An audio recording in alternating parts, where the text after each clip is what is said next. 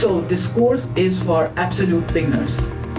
If you're someone who gets a school project or college project, or you're trying to make a project which is very difficult with general electronic components, so you're trying to shift to Arduino. In this every cases, you are a beginner in Arduino. Don't worry, I am with you. I will help you with this course. Now, why should you learn Arduino from me?